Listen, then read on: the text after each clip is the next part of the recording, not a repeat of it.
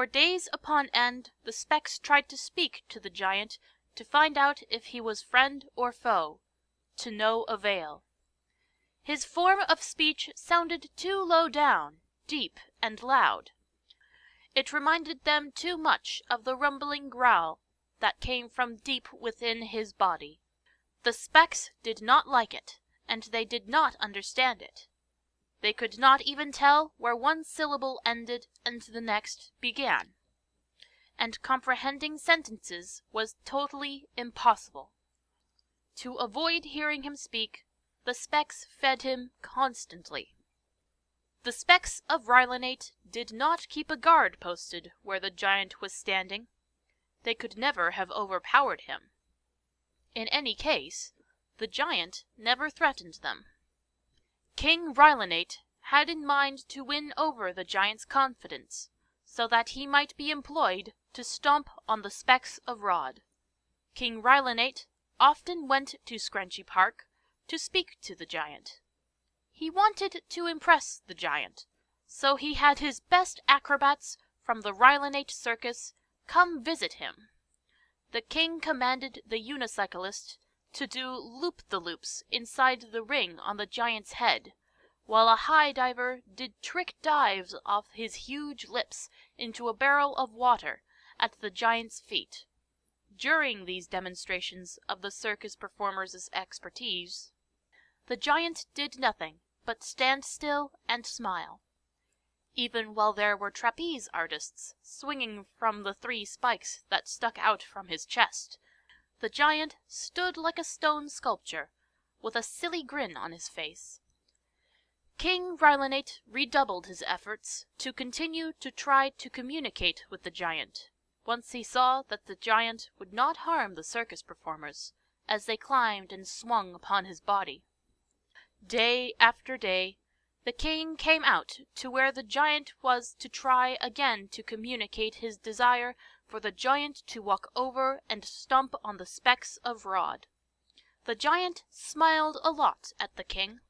He nodded his head when the king nodded his head. He shook his head when the king shook his head.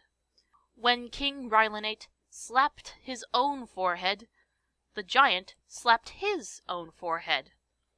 When the king mimed walking and pointed at the direction of the kingdom of Rod, the giant stood up and did a dance. King Rhylinate was furious. While the giant was still dancing, the king ordered all the specks of Rhylinate to throw things at him. Since they were feeding the giant all the time, the only stuff they had at hand was food, so they threw that at him.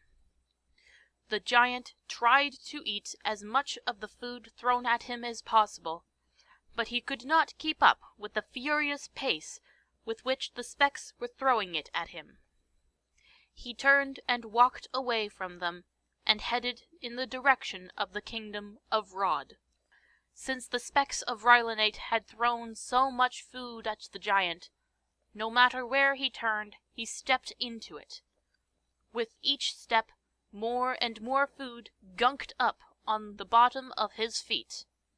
The specks of Rhylinate cheered and clapped and jumped up and down when the giant continued in the direction of Rod. The giant turned back to look at the specks, so they stopped their cheering and got ready to throw more food. But the giant did not come back. He continued on the way he was headed, toward the kingdom of Rod.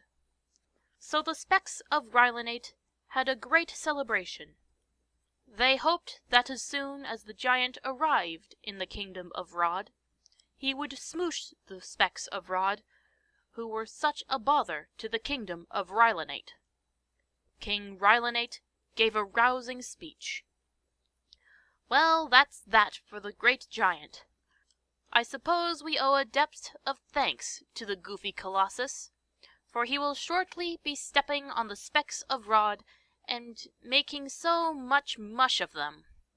His immense foot will crush our ancient foe in an instant. Squashed beneath his mammoth bulk, those unspeakable wretches will be reduced to the vile scum that they have always represented. We are now delivered forever from their constant whining, taunting, and hectoring. That feeble-minded Titan is our national hero. A doltish whopper, he shall be the greatest of all figures in the history of Rylanate. There is none equal to his block-headed enormity on all of Ogdilla, but he did finally come through for us. A stupendously dump gargantua, it is well, nevertheless, that we are rid of him. And I suppose we ought to be thankful that the half-witted behemoth did not stomp on us too. I cannot think of any reason why he would come back here. Can you? Meanwhile, the specks of Rod heard the giant before they saw him. His every step made a hollow drum sound on the debris-covered surface of Ogdilla. They gathered into frightened groups, becoming more and more agitated as the booming steps grew even louder. Finally, they saw him. They saw his big ring head, his big lips, and the spikes sticking out of his chest. But what most impressed them were his feet. Actually, what most impressed them was what they saw stuck to the bottom of his feet. All that food that he had stepped on looked disgusting, but the specks of Rod did not know that it was food.